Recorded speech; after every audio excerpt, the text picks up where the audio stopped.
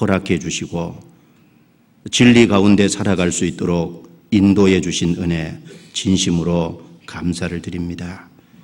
저희를 구원하시고 고아와 같이 버려두지 아니하시고 저희와 함께 계셔서 동행해 주심도 진심으로 감사를 드립니다.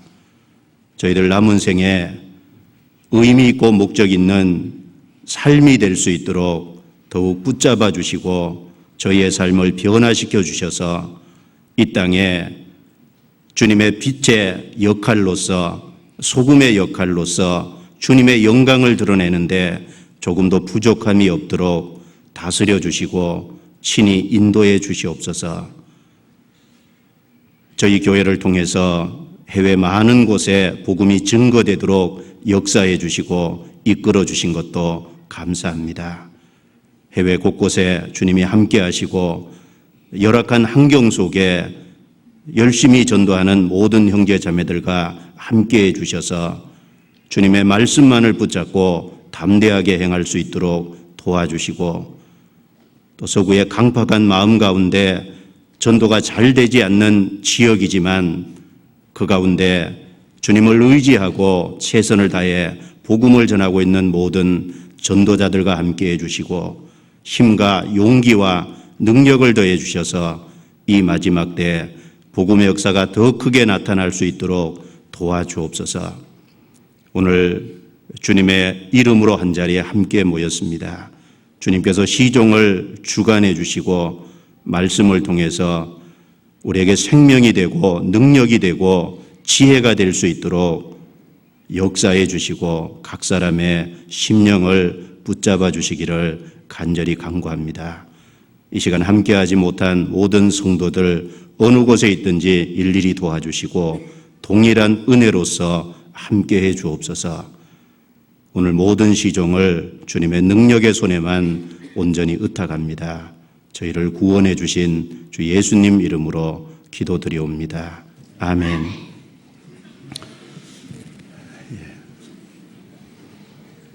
성경 말씀 누가복음 19장을 찾겠습니다. 누가복음 19장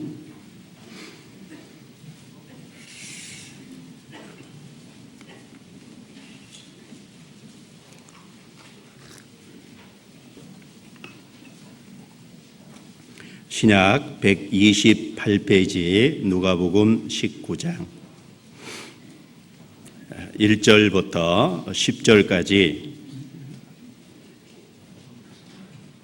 말씀을 같이 읽도록 하겠습니다. 예수께서 여리고로 들어 지나가시더라. 삭개오라 이름하는 자가 있으니 세리장이요 또한 부자라. 저가 예수께서 어떠한 사람인가 하여 보고자 하되 키가 작고 사람이 많아 할 수 없어 앞으로 달려가 보기 위하여 뽕나무에 올라가니 이는 예수께서 그리로 지나가시게 되밀어라.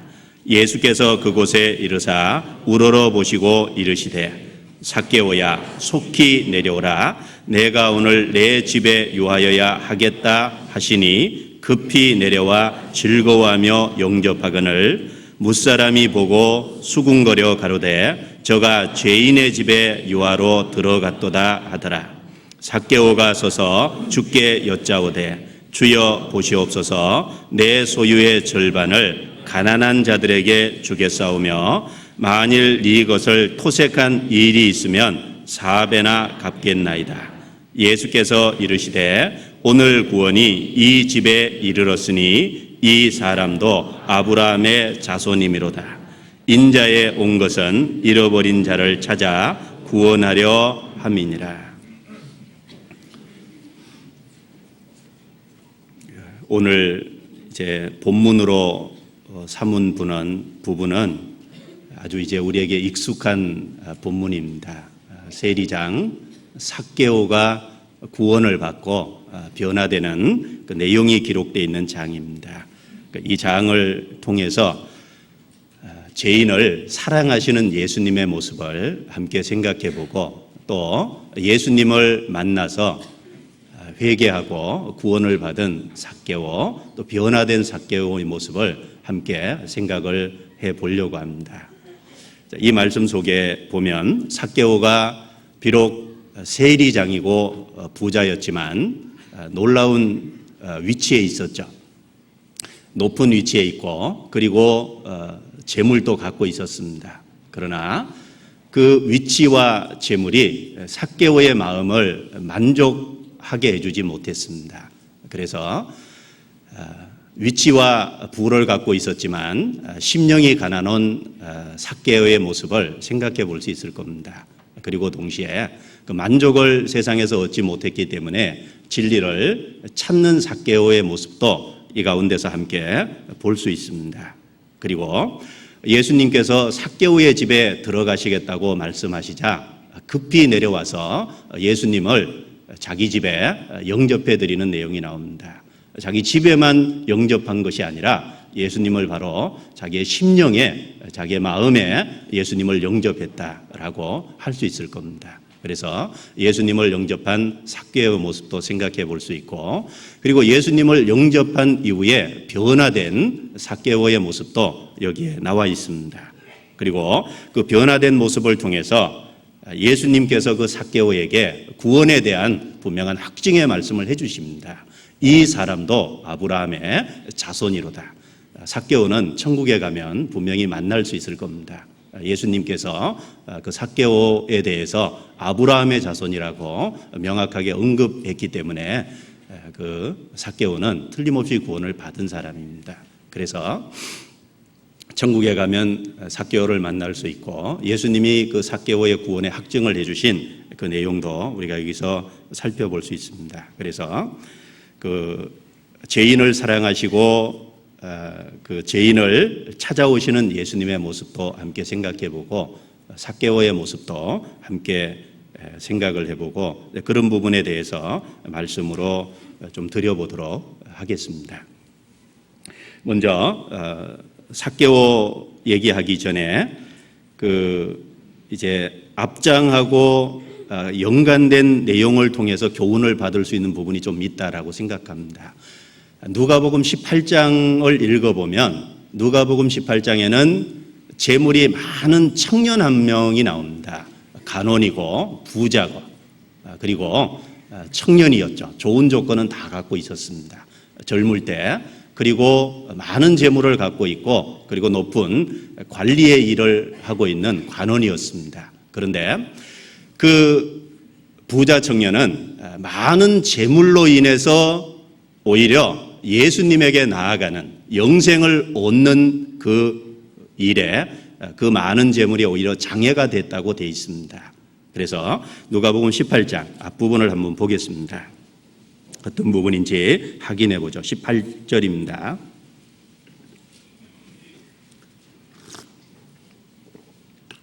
어떤 간원이 물어가로되 선한 선생님이여 내가 무엇을 하여야 영생을 얻으리이까? 예수께서 이르시되 내가 어찌하여 나를 선하다 일컫느냐? 하나님 한 분 외에는 선한 이가 없느니라. 내가 계명을 안 하니 간음하지 말라, 살인하지 말라, 도적질하지 말라, 거짓 증거하지 말라, 내 부모를 공경하라 하였느니라. 여짜오되 이것은 내가 어려서부터 다 지켰나이다. 예수께서 이 말을 들으시고 이르시되 내가 오히려 한 가지 부족한 것이 있으니 내게 있는 것을 다 팔아 가난한 자들을 나눠주라. 그리하면 하늘의 보화가 내게 있으리라. 그리고 와서 나를 좇으라 하시니 그 사람이 큰 부자인 고로 이 말씀을 듣고 심히 근심하더라. 24절부터 27절까지는 같이 읽어보겠습니다. 예수께서 저를 보시고 가라사대 재물이 있는 자는 하나님의 나라에 들어가기가 어떻게 어려운지 약대가 바늘기로 들어가는 것이 부자가 하나님의 나라에 들어가는 것보다 쉬우니라 하신대 듣는 자들이 가로되 그런즉 누가 구원을 얻을 수 있나이까? 가라사대 무릇 사람의 할 수 없는 것을 하나님은 하실 수 있느니라. 자, 재물이 많음으로 인해서 그 재물을 가난한 자들에게 나눠주고 너는 나를 좇으라고 할 때 그 재물이 주님을 쫓는 것에 오히려 이 부자 청년에게는 장애물이 되고 방해가 됐습니다. 예수님께서 그 청년이 떠나가는 모습을 보면서 부자가 하나님의 나라에 들어가는 것이 얼마나 어려운지에 대해서 비유로 얘기해 주셨습니다. 낙타가 바늘기로 들어가는 그것보다 부자가 천국에 들어가는 것이 더 어렵다라고 말씀하셨습니다. 그만큼 재물이 천국에 들어가는 하나님의 나라에 들어가는데 큰 장애물이 될 수 있다는 것을 예수님은 여기서 말씀을 하고 있습니다. 제자들이 깜짝 놀랐습니다. 자, 그러면 누가 구원을 얻을 수 있습니까? 사람으로는 할 수 없으되 하나님으로는 다 할 수 있느니라. 바로 사람은 하지 못하지만 하나님은 할 수 있다라고 하는, 부자도 정말 간절히 찾는 사람은 천국에 들어갈 수 있다, 하나님은 할 수 있다는 사실을 바로 뒷장에 19장에서 부자 삭개오가 구원을 받는 모습을 통해서 18장 내용하고 대조시키고 있다는 걸 우리는 생각해 볼 수 있습니다. 사람으로는 할 수 없으되 하나님으로는 다 할 수 있느니라.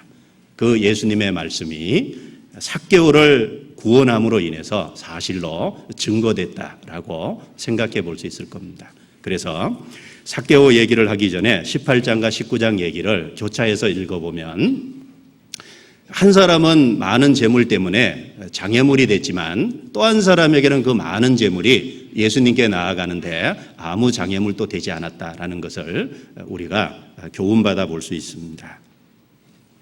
그리고 이 누가복음 19장, 이제 예수님이 여리고에 가셔서 삭개오를 구원하시는 그 내용이 나오는데, 그리고 그 바로 앞쪽에는 여리고에서 소경거지 바디메오를 고쳐주신 그 사건이 나옵니다.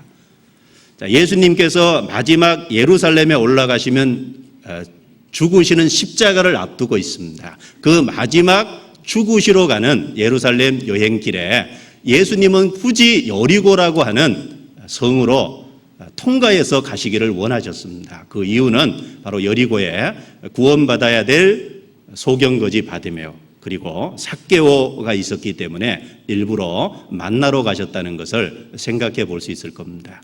그런데 이 여리고를 들어 지나가시는데 그 여리고를 통과해서 가시는 최종 목적지가 예루살렘이었죠.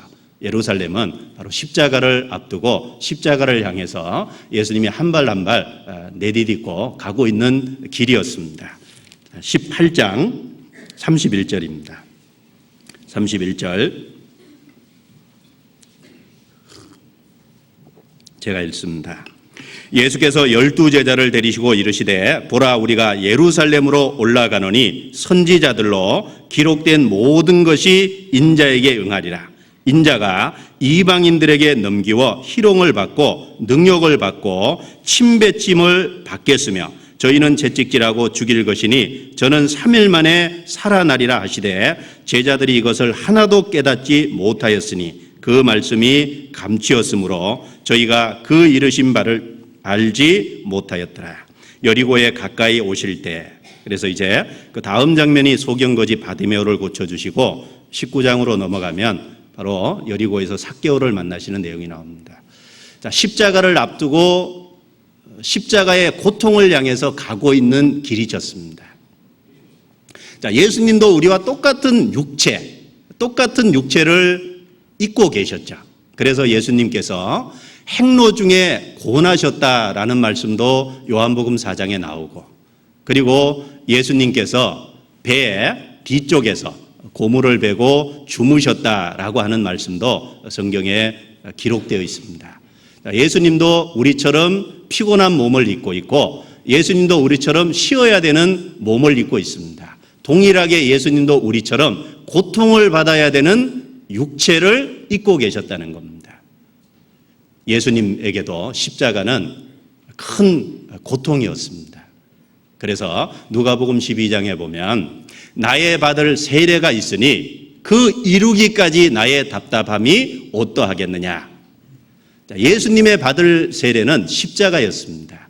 그 십자가 이루기까지 나의 답답함이 어떠하겠느냐. 또 마태복음 26장의 겟세마네 동산에 3명의 제자를 데리고 기도하시러 가실 때 심히 고민하여 죽게 되었다라는 말씀을 제자들에게 하셨습니다. 그리고 그 겟세마네 십자가를 앞두고 할만하시거든 이 잔을 지나가게 하옵소서. 그러나 나의 원대로 마옵시고 아버지의 원대로 하옵소서. 바로 그 십자가의 고통을 향해서 가고 있는 그 길에서조차 여리고를 통과하신 이유는 죄인을 찾아가셨다는 겁니다. 자, 십자가도 우리를 위한 길이었고 십자가의 고통을 향해서 가고 있는 그 길에서조차 주님은 항상 죄인을 향한 마음을 갖고 있습니다. 죄인을 건지고자 하는 그런 마음을 항상 갖고 계셨다라는 겁니다. 한번 찾아보죠. 당연히 십자가는 우리를 위한 겁니다. 십자가의 그 고통을 참으신 것은 그 이후에 십자가를 통해서 구원받을 그 자녀들을 생각하시고 그 십자가를 참으신 겁니다. 히브리서 12장입니다.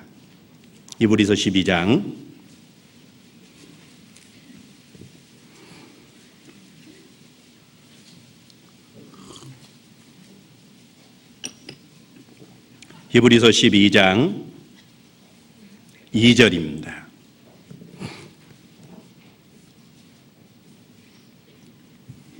12장 2절 같이 읽겠습니다. 이러므로 우리 이 12장 2절 죄송합니다. 같이 읽겠습니다. 믿음의 주여 또 온전케 하신 이인 예수를 바라보자. 저는 그 앞에 있는 즐거움을 위하여 십자가를 참으사 부끄러움을 개의치 아니하시더니 하나님 보좌 우편에 앉으셨느니라. 저는 그 앞에 있는 즐거움을 위하여 십자가를 참으사. 예수님이 앞에 있는 즐거움이 무엇이었겠습니까? 바로 십자가를 통해서 그 대신 죄를 담당하고 죽으시는 그것을 통해서 구원받게 될 그 영혼들이 주님은 앞에 있는 즐거움이다라고 할 수 있을 겁니다. 그리고 부활의 기쁨과 영광이 즐거움일 수도 있습니다. 주님은 십자가에서 당연하지만 우리 자신을 위해서 참아주신 겁니다. 앞에 있는 즐거움. 바로 그 대속의 사건을 통해서 구원받을 우리를 생각하시고 참으셨습니다. 그리고 그 십자가를 향해서 가고 있는 고통의 걸음 그 과정에서조차 여리고로 지나가셨다는 건 죄인을 돌아보시기 위해서 여리고를 지나가신 겁니다. 여리고를 안 지나갈 수도 있죠. 그러나 여리고에 주님을 찾는 소경거지 바디메오가 있고 삭개오가 있었기 때문에 일부러 여리고라는 길을 통과하신 겁니다. 요한복음 13장입니다. 1절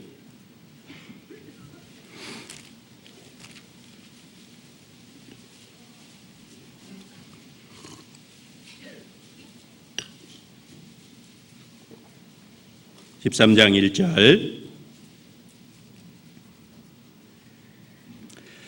같이 읽겠습니다. 유월절 전에 예수께서 자기가 세상을 떠나 아버지께로 돌아가실 때가 이른 줄 아시고 세상에 있는 자기 사람들을 사랑하시되 끝까지 사랑하시니라.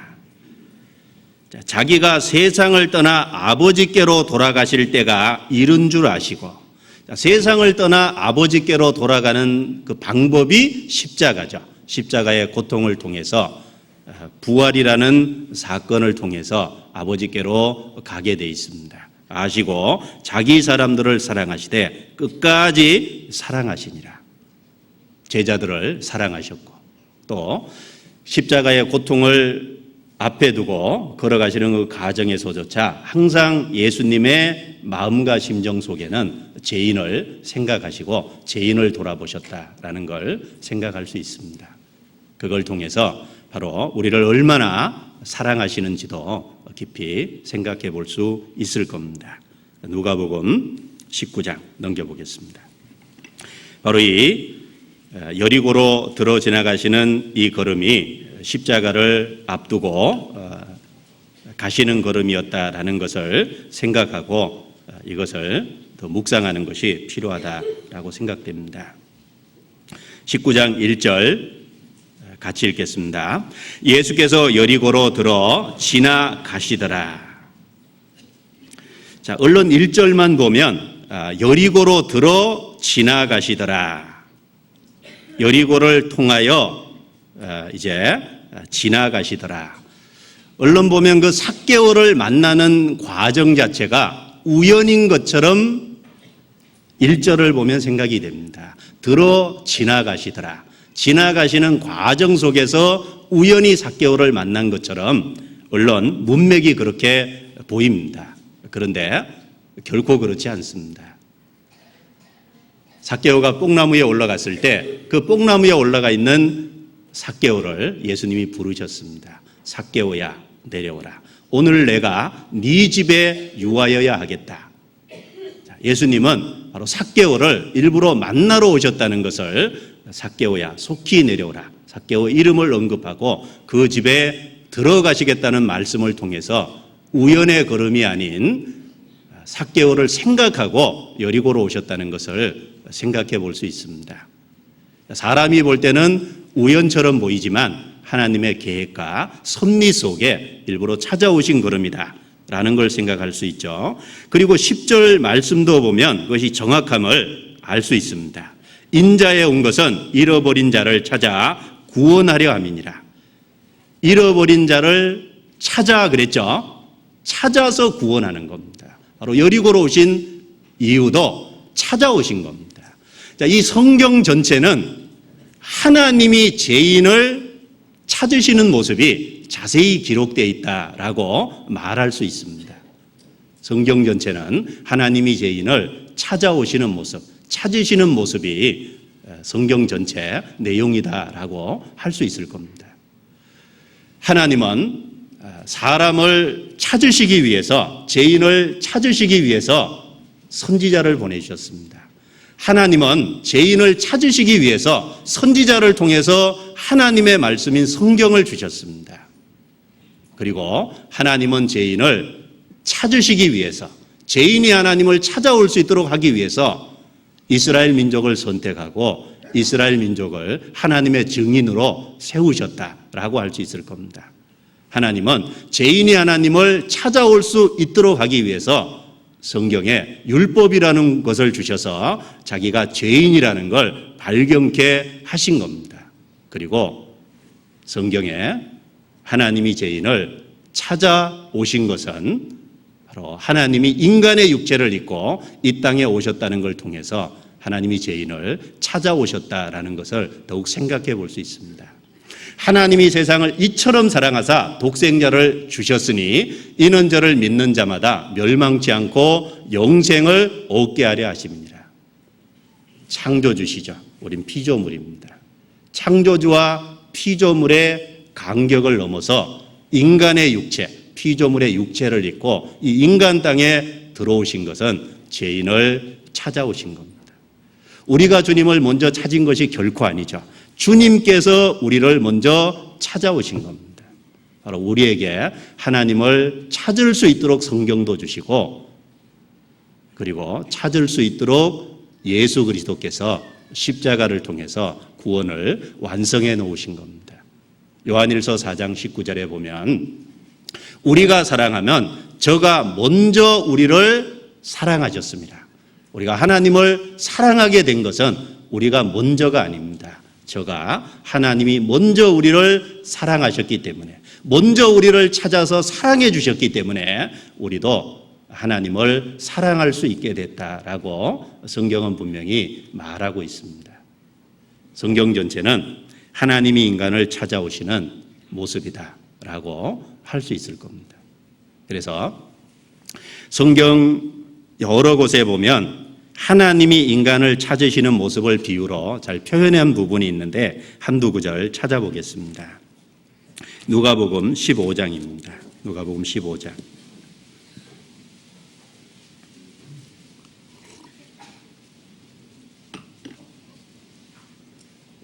누가복음 15장 3절. 예수께서 저희에게 이 비유로 이르시되 너희 중에 어느 사람이 양 100마리가 있는데 그 중에 하나를 잃으면 99마리를 들에 두고 그 잃은 것을 같이 읽겠습니다. 찾도록 찾아다니지 아니하느냐. 자, 그 잃은 것을 찾도록 찾아다니지 아니하느냐.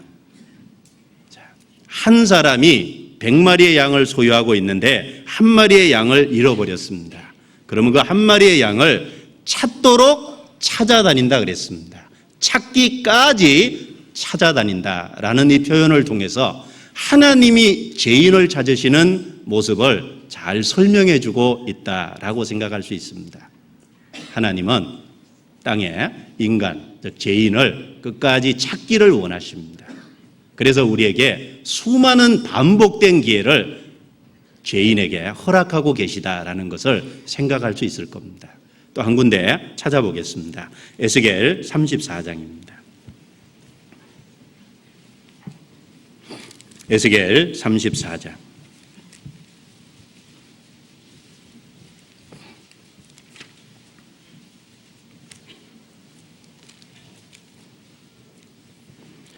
그 7절부터 읽으면 그 이스라엘 목자들을 이렇게 책망하시면서 11절부터는 목자 대신 하나님을 설명하고 있습니다. 11절부터 16절까지 같이 읽겠습니다. 나 주 여호와가 말하노라. 나 곧 내가 내 양을 찾고 찾되 목자가 양 가운데 있는 날에 양이 흩어졌으면 그 때를 찾는 것 같이 내가 내 양을 찾아서 흐리고 캄캄한 날에 그 흩어진 모든 곳에서 그것들을 건져낼지라. 내가 그것들을 만민 중에서 끌어내며 열방 중에서 모아 그 본토로 데리고 가서 이스라엘 산 위에와 시냇가에와 그 땅 모든 거주지에서 먹이되 좋은 꼴로 먹이고 그 우리를 이스라엘 높은 산 위에 두리니 그것들이 거기서 좋은 우리에 누워 있으며 이스라엘 산 위에서 살찐 꼴을 먹으리라. 나 주 여호와가 말하노라. 내가 친히 내 양의 목자가 되어 그것들로 누워 있게 할지라. 그 잃어버린 자를 내가 찾으며 쫓긴 자를 내가 돌아오게 하며 상한 자를 내가 싸매어 주며 병든 자를 내가 강하게 하려니와 살찐 자와 강한 자는 내가 멸하고 공의대로 그것들을 먹이리라. 하나님께서 이스라엘 백성, 바벨론에 흩어져 있는 이스라엘 백성을 돌아오게 하시는 그런 하시겠다는 약속의 말씀을 하고 있습니다. 이스라엘 백성만 돌아오게 하시는 것이 아니라 이 모습을 통해서 하나님이 죄인을 찾으시는 모습도 잘 묘사하고 표현하고 있다라고 생각합니다. 11절에 보면 나 주 여호와가 말하노라. 나 곧 내가 내 양을 찾고 찾되 목자가 양 가운데 있는 날에 양이 흩어졌으면 그 때를 찾는 것 같이 내가 내 양을 찾아서 찾고 찾되라는 이 반복된 표현을 통해서 그 죄인을 향해서 끊임없이 기회를 주시고 죄인을 찾으시는 주님의 모습을 우리가 여기서 확인해 볼 수 있습니다. 예수님께서 사마리아 동네에 지나가셨죠. 수가 우물가에 있는 그 사마리아 여인을 만나기 위해서 예수님이 그 당시에 유대인들은 아무도 그리로 통행하지 않는데 예수님은 사마리아로 통행하여야 하겠는지라. 6번째 남편하고 사는 그 우물가에 만난 그 여인을 위해서 예수님이 일부러 찾아가신 모습을 생각해 볼 수 있습니다. 또 누가복음 7장에 보면 나인성에 일부러 가셨습니다. 나인성의 성을 들어가실 때 마침 성 안에서 한 남자가 죽었는데 그 죽은 남자를 메고 나오는 모습을 보셨어요. 민망히 여기시고 그 나인성의 가부의 아들을 살려주셨습니다. 우리가 보면 우연히 지나가다 마주치시고 불쌍히 여기셔서 고쳐주신 것처럼 보일 수 있을 겁니다. 그러나 결코 그렇지 않습니다. 일부러 그 가부의 마음을 아시고 찾아가셔서 그 하나밖에 없는 가부의 아들을 살려주신 그 모습도 바로 계획된 걸음이었고 예정된 걸음이었다라는 것을 생각해 볼 수 있을 겁니다. 이런 것을 생각해 봄으로 인해서 우리 자신의 구원의 문제를 생각해 볼 수 있습니다. 자, 내가 구원받기까지 내 옆에 구원받은 사람을 붙여주신 것. 아무 형제, 아무 자매를 통해서 나를 말씀 앞으로 이끄실 때 우연히 붙여진 걸음이 결코 아니라는 겁니다. 주님이 우리 각자를 끊임없이 찾으셨고 그리고 반복된 기회를 주셨고 그리고 바로 나를 전도한 그 형제 자매도 주님께서 나에게 붙여주신 바로 나를 찾기 위해서 붙여주신 우연이 아닌 걸음이었다라는 걸 우리 스스로 생각해 볼 수 있을 겁니다. 그리고 현재 내가 만나는 그 사람에게 하나님이 어떤 그 계획을 갖고 있을 수 있다라는 생각을 동시에 할 수 있을 겁니다. 자, 내가 구원받기까지 내 옆에 형제 자매가 가까이 있고 나를 인도한 그것이 우연이 아니었던 것처럼 내가 현재 살아가면서 접촉하고 만나고 있는 사람들, 그것이 직장의 동료가 됐든지 아니면 내가 마을에서 접촉하고 있는 그 어떤 사람이 됐든지 하나님이 그 사람을 건지기 위한 매개체로 나를 그 사람 옆에 뒀을 수 있다라는 생각을 우리 각자가 해야 될 겁니다. 우연이 아닐 수 있죠. 그런 생각을 하면 내가 현재 접촉하고 만나는 사람에게 입을 떼지 않을 수 없다라고 생각합니다. 바로 내가 전도받기까지 내 옆에 붙여진 형제 자매가 우연히 다가온 것이 아니듯이 현재 내가 구원받지 않은 사람을 접촉하고 있는 그 사람을 구원하는 방법으로 나를 붙여주신 것일 수 있다라는 겁니다. 너는 범사에 그를 인정하라 라고 하시는 그 말씀을 기억하고 그런 사실을 더욱더 마음에 일깨운다면 내가 오늘 접촉하고 내가 현재 만나고 있는 그 사람에게 더욱 말하고 싶은 그런 마음도 생길 거다라고 생각합니다. 또 이런 생각도 해볼 수 있죠. 내가 접촉하고 있는 그 현재 불신자, 그 사람에게 내가 유일하게 아는 구원받은 사람일 수 있을 가능성이 클 겁니다. 그 사람에게는 내가 유일하게 자기 옆에 있는 사람 중에 구원받은 유일한 사람일 수 있다는 거예요. 그런 생각도 마음속에 떠올려 보면 내가 입을 닫고 있다는 것이 범죄하는 일이고 그 죄를 짓고 있는 일이다라는 그런 생각도 동시에 하게끔 됩니다. 예수님이 여리고로 가신 것은 결코 우연이 아니고 바로 예정된 그리고 계획된 바로 죄인을 찾아가시는 주님의 모습을 우리가 거기서 볼 수 있을 겁니다. 계획하신 걸음이고 예정된 걸음이었습니다. 누가복음 19장 이제 삭개오에 대해서 좀 생각해 보겠습니다.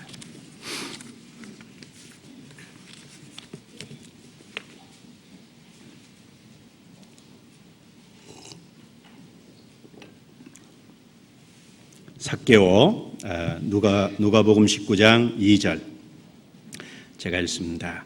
삭개오라 이름하는 자가 있으니 세리장이요 또한 부자라. 이 삭개오라는 이름의 뜻은 순수한, 의로운 이런 뜻을 갖고 있습니다. 그런데 예수님을 만나기까지는 사실 그 이름에 걸맞지 않는 삶을 살았죠. 예수님을 만난 이후에 정말 그 이름대로 그의 인생이 바뀐 것이 됐습니다. 그런데 이 삭개오 세리장이고 부자였다라고 되어 있습니다.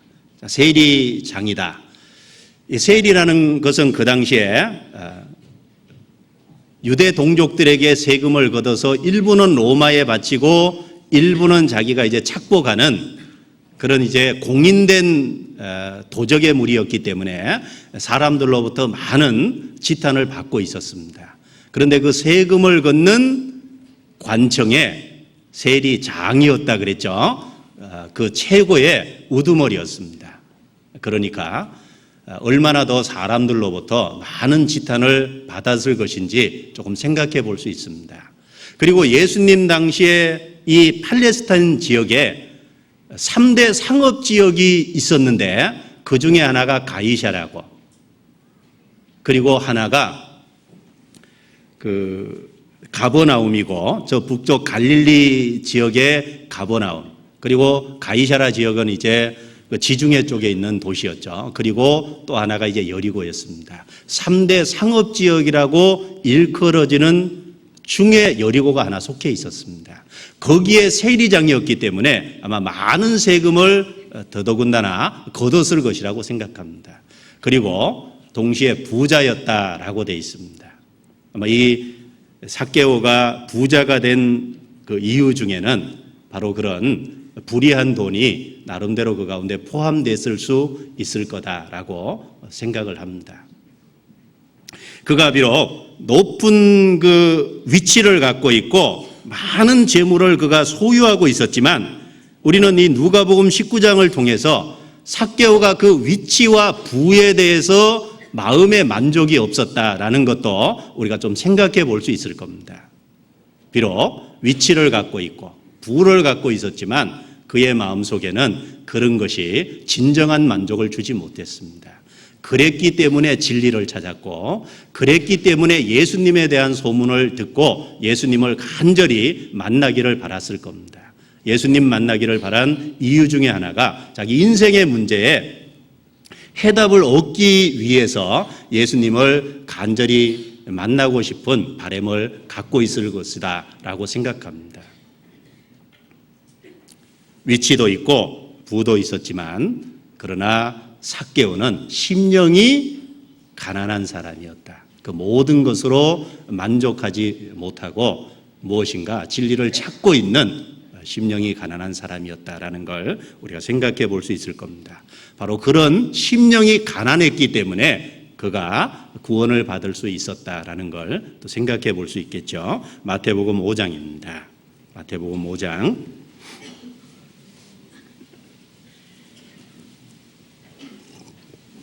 어떤 사람이 천국, 즉 하나님의 나라에 들어갈 복이 있다라고 얘기했냐면 마태복음 5장 3절입니다.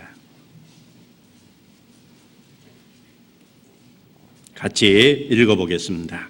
심령이 가난한 자는 복이 있나니 천국이 저희 것이며.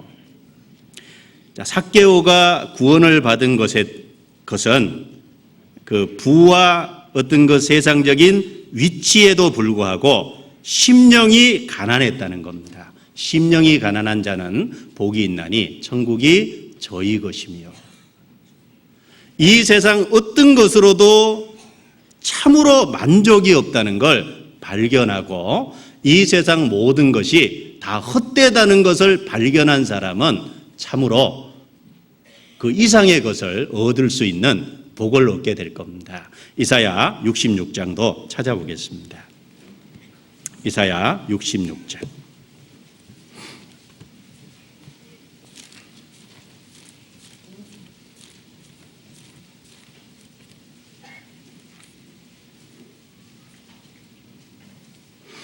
(66장) 2절 또 같이 읽어보도록 하겠습니다. 나 여호와가 말하노라. 나의 손이 이 모든 것을 지어서 다 이루었느니라. 물은 마음이 가난하고 심령이 통회하며 나의 말을 인하여 떠는 자, 그 사람은 내가 권고하려니와. 이 말씀 속에서도 물은 마음이 가난하고 심령에 통회하며 나의 말을 인하여 떠는 자, 그 사람은 내가 권고하려니와. 외부적인 조건에 상관없이 마음이 가난하고 심령에 통회하는 건 뭡니까?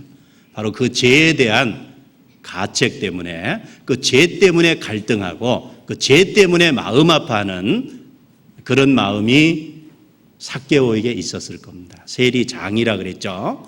자기의 그 불의한 돈으로 인해서 자기 마음의 가책을 갖고 있었을 겁니다. 그래서 마음이 가난하고 심령에 통해하는 그런 자는 내가 건고하려니와, 그런 사람은 주님께서 구원해 주시겠다라고 약속했습니다.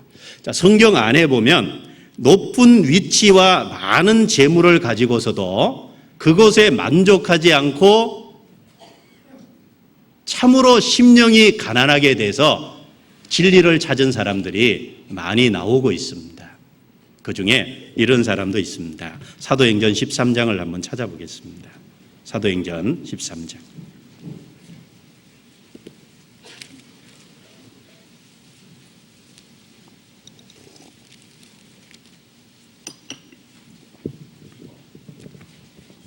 사도행전 13장 1절.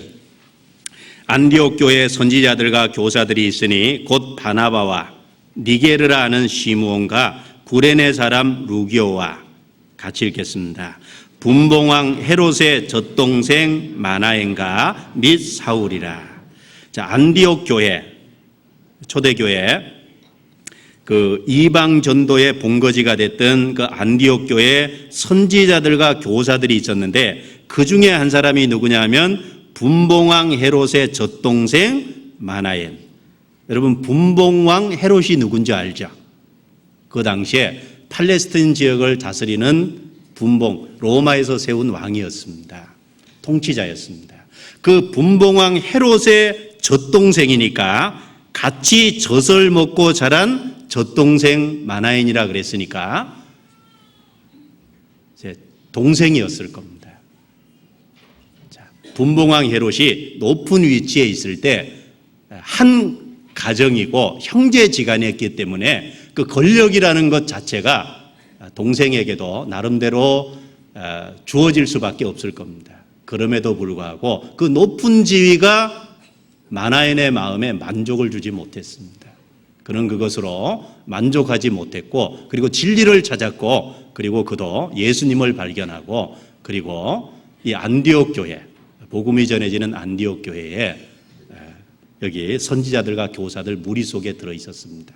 사도행전 8장에도 그런 사람이 있죠. 이디오피아 여왕 간다게의 국고를 맡은 큰 건세가 있는 네시. 그는 높은 위치에 있었지만 역시 만족하지 못했습니다. 그래서 진리를 찾기 위해서 예루살렘까지 마차를 타고 왔다가 말씀을 듣고 돌아가는 그 길에 빌립이라는 사람을 하나님이 보내주셔서 그 구스 네시를 진리를 깨닫게 해주셨습니다. 그 진리를 찾고자 하는 그런 모습을, 높은 지위와 그 영향력 있는 건세를 갖고 있으면서도 그것에 만족하지 않고 심령이 가난했던 사람들, 주님은 그런 사람들을 찾아서 구원해 주셨습니다. 요한복음 4장에 6번째 남편하고 사는 여인이 있었죠. 예수님이 그 여인에게 이런 말씀을 하셨습니다. 이 물을 먹는 자마다 다시 목마르려니와 내가 주는 물을 먹는 자는 그 속에서 솟아나는 샘물이 되리라. 내가 주는 물을 먹는 자는 목마르지 않고 그 속에 솟아나는 샘물이 되리라. 앞에서 말한 이 물을 먹는 자는 다시 목마른다는 것이, 그 앞에 말한 물은 세상의 모든 것입니다. 권력이 될 수도 있고, 그리고 그것이 재물이 될 수도 있고, 그것이 어떤 그 쾌락이 될 수도 있고, 이 세상의 모든 것은 갈증을 일으킬 뿐이다라는 겁니다. 돈도 결국 계속 가지면 갈증이 생기고, 권력도 더 높은 권력을 갖고자 하는 갈증이 생기게 돼 있죠.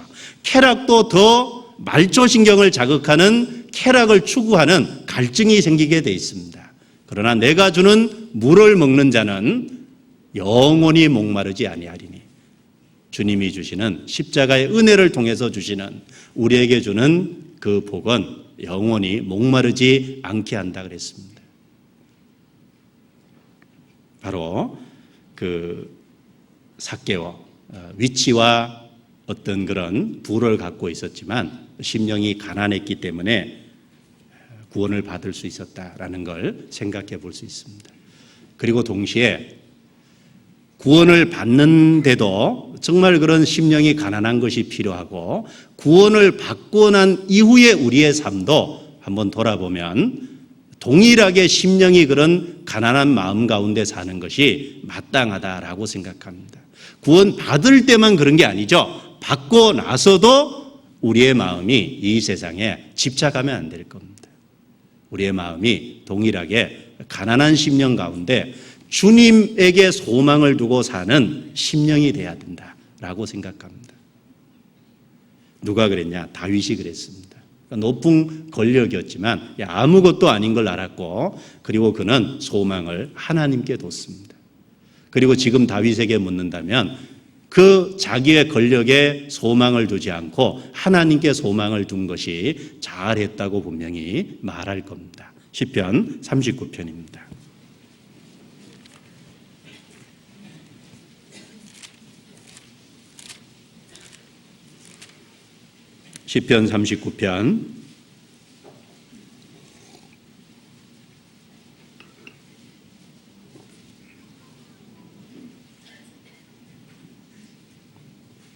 시편 39편 4절부터 7절까지 제가 읽겠습니다. 여호와여, 나의 종말과 연한의 어떠함을 알게 하사 나로 나의 연약함을 알게 하소서. 주께서 나의 날을 손 넓이만큼 되게 하심에 나의 일쟁이 주의 앞에는 없는 것 같사오니, 사람마다 그 든든히 선 때도 진실로 호사뿐이니이다. 진실로 각 사람은 그림자같이 다니고 헛된 일에 분요하며 재물을 쌓으나 누가 취할는지 알지 못하나이다. 같이 읽겠습니다. 주여, 내가 무엇을 바라리요? 나의 소망은 주께 있나이다. 바로 이 시편 39편 이 내용을 다윗이 기록할 때 왕위에 있을 때 이걸 기록했을 겁니다. 든든히 선 때도 진실로 호사뿐이니이다. 나의 종말과 연한의 어떠함을 알게 하사 나로 나의 연약함을 알게 하소서. 우리가 땅에 더욱더 그런 위치와 어떤 그런 물질을 갖고 있다면 더더욱 자기를 낮추는 마음이 필요할 겁니다. 더더욱 그런데 내 마음이 뺏기지 않도록 자기를 돌아보는 게 필요할 겁니다. 그것도 잠시 잠깐 오면 다 지나가고 없어진다는 것을 기억해야 될 겁니다. 주여, 내가 무엇을 바라리요? 나의 소망은 주께 있나이다. 마음이 가난해야 구원을 받는 동시에 마음이 가난한 가운데 살 때 주님을 더욱 의지할 수 있는 그런 마음이 생길 수 있을 겁니다. 그러나 구원받은 이후에 우리의 마음이 그런 것에 빼앗긴다면 점점 우리의 마음이 무디어가고 점점 우리의 마음이 메말라갈 수밖에 없을 겁니다. 그러기 때문에 갈증을 느낄 겁니다. 디모데전서 6장입니다. 넘기겠습니다.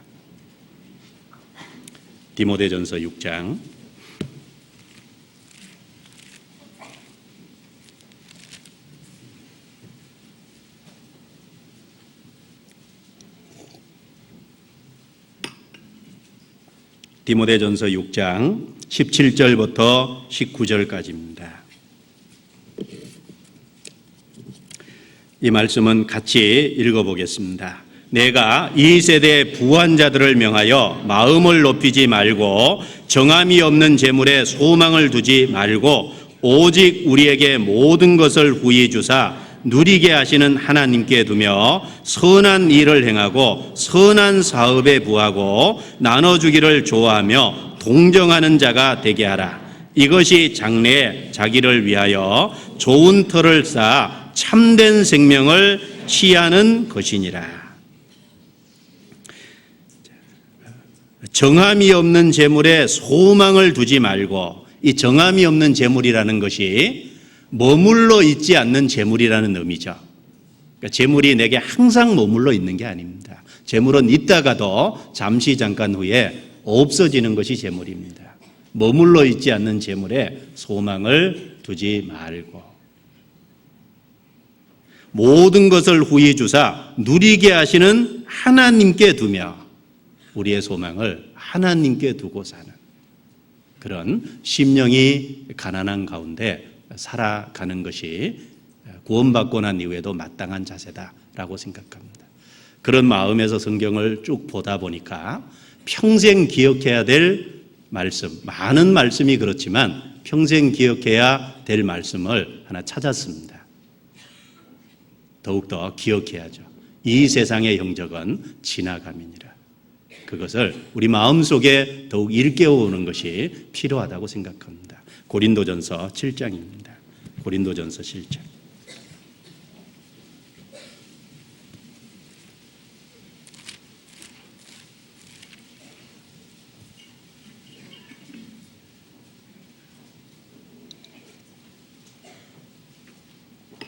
고린도전서 7장 31절.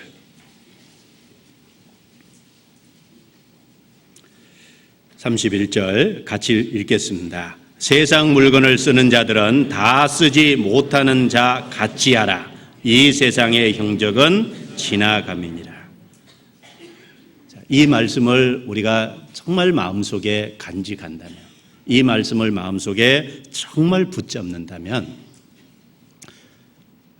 이 세상의 형적은 지나가는데 그 지나가는 것을 위해서 살지 않고 영원한 것을 위해서 살고자 하는 마음이 더욱 우리 마음속에 일어날 거라고 생각합니다. 이 세상의 영적은 지나감이니라.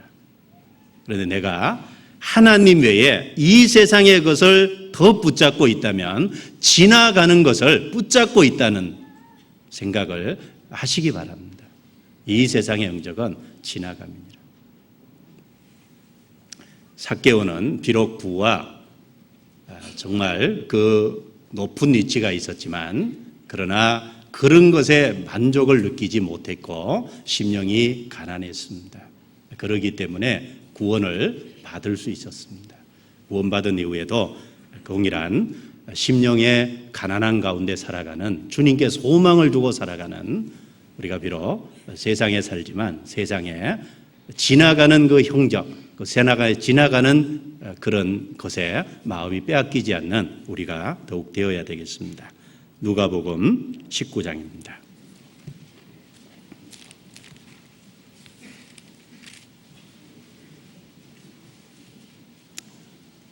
만족이 없었기 때문에 진리를 찾았습니다. 3절 4절은 진리를 찾고 예수님을 간절히 보기를 바라는 삭개오의 모습이 3절 4절에 기록되어 있습니다. 같이 읽겠습니다. 저가 예수께서 어떠한 사람인가 하여 보고자 하되 키가 작고 사람이 많아 할 수 없어 앞으로 달려가 보기 위하여 뽕나무에 올라가니 이는 예수께서 그리로 지나가시게 되밀어라. 만족이 없기 때문에 진리를 찾았겠죠. 그리고 예수님에 대한 소문을 들었을 겁니다.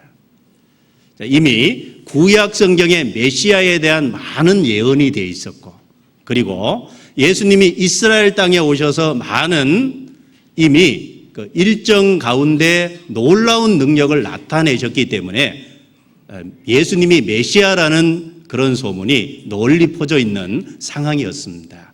그리고 또 어떤 사람들은 예수님을 미혹하는 자로 몰아붙이는 상황이었습니다. 어떤 사람들은 저가 귀신의 왕 바울세부를 힘입어서 일을 한다, 귀신의 왕이다 라고 말하는 자도 있었습니다.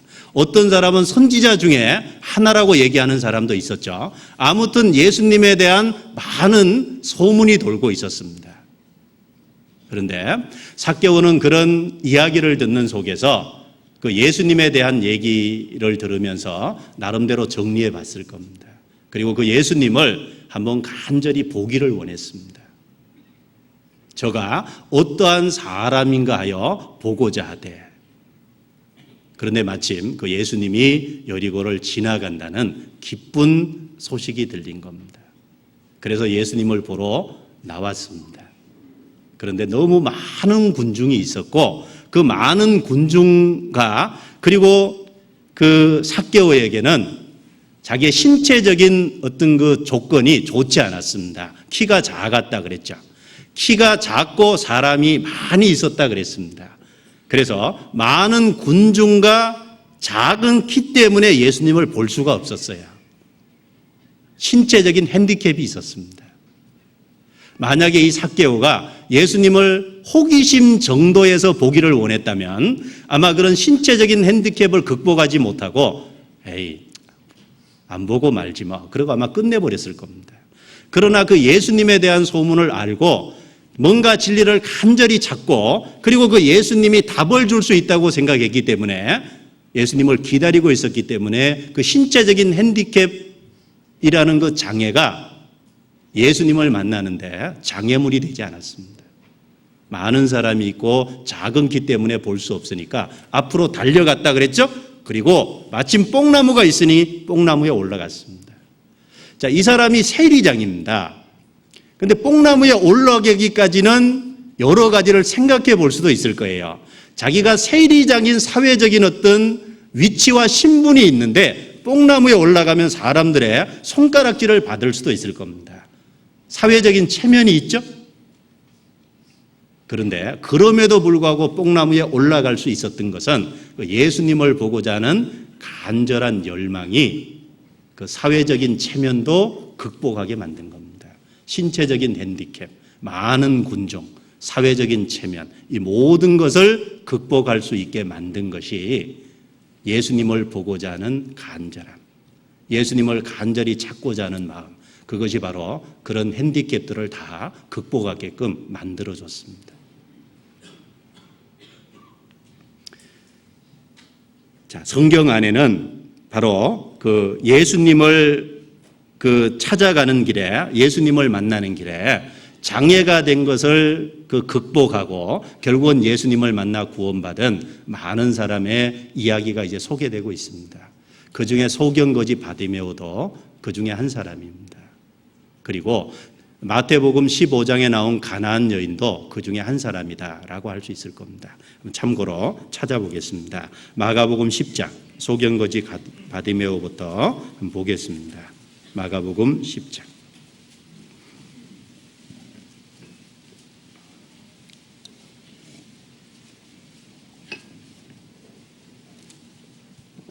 마가복음 10장 46절.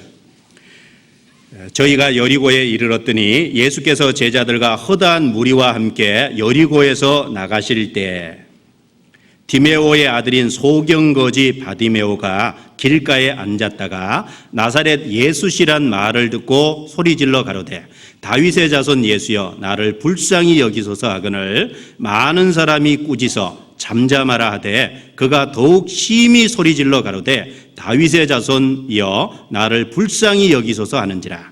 예수께서 머물러 서서 저를 부르라 하시니 저희가 그 소경을 부르며 이르되 안심하고 일어나라 너를 부르신다 하매 소경이 겉옷을 내어버리고 뛰어 일어나 예수께 나아오거늘 예수께서 일러 가라사대 내가 무엇을 하여 주기를 원하느냐. 소경이 가로되 선생님이여 보기를 원하나이다. 예수께서 이르시되 가라 내 믿음이 너를 구원하였느니라 하시니 저가 곧 보게 되어 예수를 길에서 쫓으니라. 자, 소경거지 바디메오가 예수님이 지난다는 소문을 듣고 소경이죠. 그리고 거지입니다. 자, 소리를 질렀습니다. 다윗의 자손이여 나를 불쌍히 여기소서. 그런데 그 소리가 1차로 제자들에 의해서 제재를 당했습니다. 조용히 하라고. 그런데 간절한 마음이 없었다면 아마 거기서 그만뒀을 겁니다. 그런데 그 제재를 당했음에도 불구하고 더욱 소리를 질렀죠? 그것은 그 예수님을 만나고자 하는, 예수님을 만나서 눈을 고침받고자 하는 간절한 열망이 사람들의 제재하는 그 제재를, 그 장애를 극복하게 만든 겁니다. 그리고 예수님께서 부르셨습니다. 그러니까 자기가 갖고 있던 겉옷을 벗어던지고 예수님께로 갔다 그랬어요. 자, 그 겉옷은 자기의 전 재산일 수도 있겠죠. 자기가 바깥 생활을 하는데 꼭 필요한 것이 겉옷일 겁니다. 팔레스틴은 지방은 우리나라보다 약간 이제 따뜻한 지역이잖아요, 중동이. 그래서 그 겉옷 하나면 아마 바깥에 거지 생활하는데 충분히 있을 수도 있을 겁니다. 그런데 그 자기에게 소중한 겉옷을 집어던지고 예수님께 나아가는 그 모습은 그만큼 예수님을 만나고자 하는 간절한 마음이 있었다는 것을 우리로 생각해 보게 해줍니다. 그리고 가나안 여인, 마태복에 나오는 가나안 여인 얘기도 예수님께서 그 여인에게 자녀의 떡을 취하여 개들에게 던짐이 마땅치 않다라고 언론 보면 면박 같은 얘기를 하셨어요. 그런데 그 여자는 그럼에도 굴하지 않고 줬소이다. 그러나 개들도 그 주인의 상에서 떨어지는 부스러기는 먹나이다. 예수님께서 그 여인의 믿음이 크다라고 그 여인의 자식을 고쳐준 사건이 나옵니다. 바로 예수님께서 그 여인이 얼마나 자기를 간절히 찾고 매달리고 붙잡는지를 보기를 아마 원했을 겁니다. 우리가 전도하다 보면 여러 의 말씀을 듣고 말씀을 여러 차례 듣고 여러 해 들었는데도 불구하고 구원의 확신이 없는 분들이 있습니다. 그리고 그런 분들을 가끔 상담합니다. 그리고 상담하면서 교제해 보면 그 이유가 뭐냐 하면 간절한 마음이 없는 거예요. 구원을 받고자 하는 간절한 열의가 없는 겁니다. 나와서 말씀을 듣고 그리고 모임도 참석하지만 자기 영혼에 대한 문제에 대해서 간절한 마음을 가지고 그걸 해결하려고 하는 마음 자세가 안 돼 있어요. 그러니까 구원을 못 받는 겁니다. 혹시 우리 중에 그런 분이 있다면 하나님은 문제가 없는데 내가 왜 여러 해 동안 말씀을 들으면서도 구원의 확신이 없을까 돌아봐야 됩니다. 내게 간절한 마음이 없다는 것을 반성하고 하나님 앞에 더욱 간절한 마음을 주시기를 바라고 자기 영혼에 대해서 진지하게 생각해 봐야 될 거라고 생각합니다. 그리고 동시에 전도할 때도 마찬가지입니다. 구원 안 받은 분이 주님께 나올 때도 그렇지만 우리가 다른 영혼을 전도할 때도 간절한 마음을 가지고 그 사람을 하나님께 인도하는 것이 그 사람을 구원받게 할 수 있는 하나님의 도움을 받을 수 있는 절대적인 거다라고 생각합니다. 마가복음 2장에 보면 중풍병 들린 사람을 4사람이 상에 메어서 예수님 앞에 데리고 왔습니다. 그런데 너무 많은 사람이 있었어요. 예수님 앞에 그 중풍병을 데려갈 수가 없었습니다. 그래서 4사람이 의논한 끝에 지붕에 올라가서 지붕을 뜯고 방에 앉은 예수님 앞으로 침상째 그 중풍병을 달아내렸다고 되어 있습니다. 우리가 언론 보면 이성적으로 이해가 안 되는 행동이죠. 사람들이 놀랬을 겁니다. 사람들이 그 지붕 뜯는 모습을 보고 달아내리는 모습을 보고 사람들이 책망했을 수도 있을 겁니다.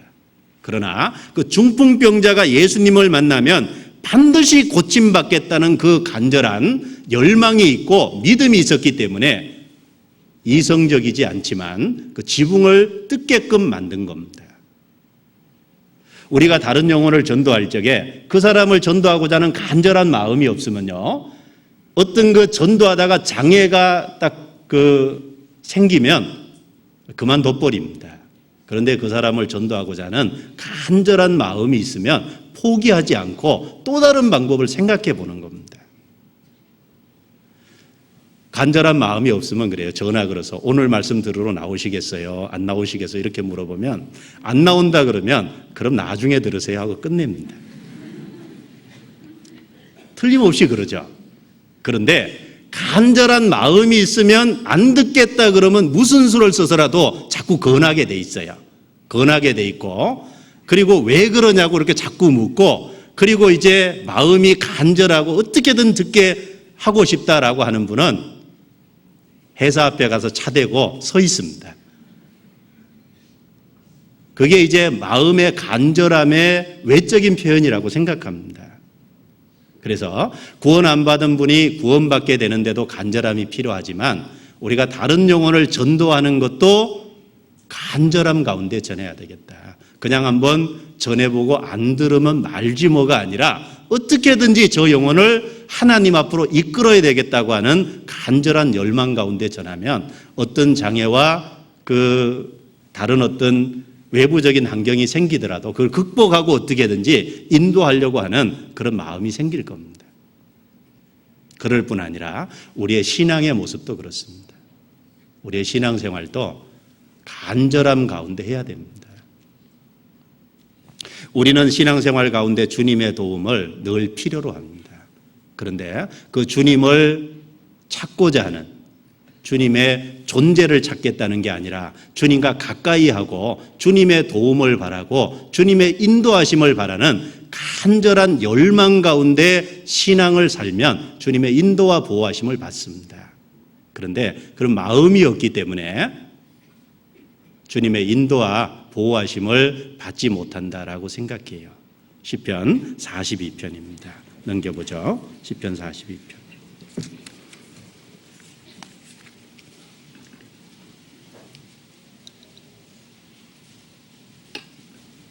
시편 42편.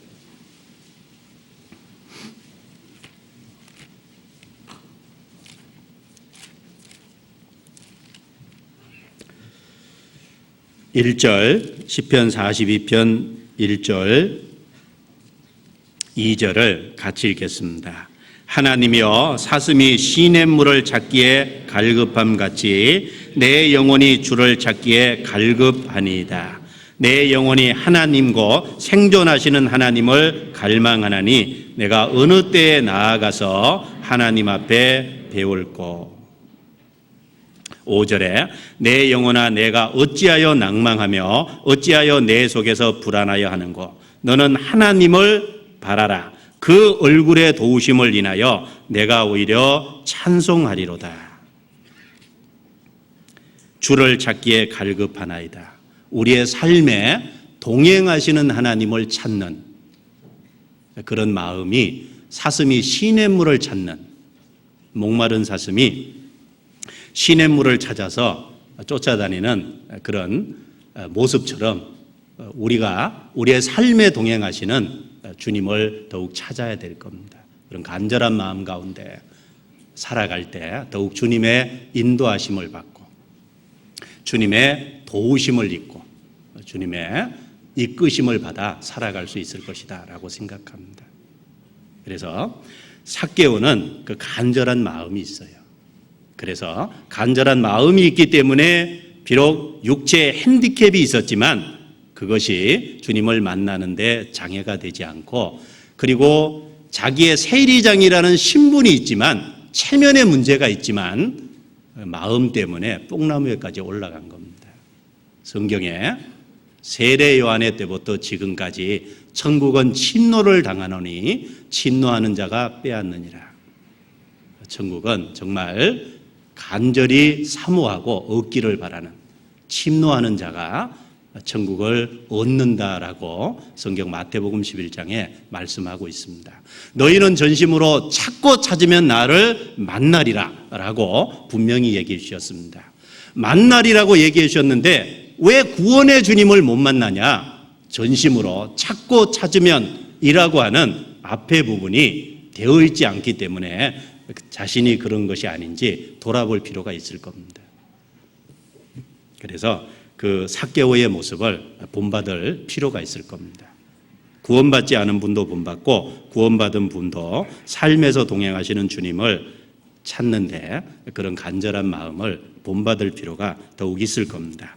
누가복음 19장입니다.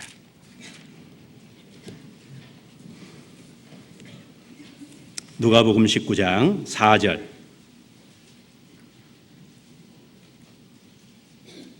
자, 끝부분에 보면 뽕나무에 올라가니 이는 예수께서 그리로 지나가시게 되밀어라.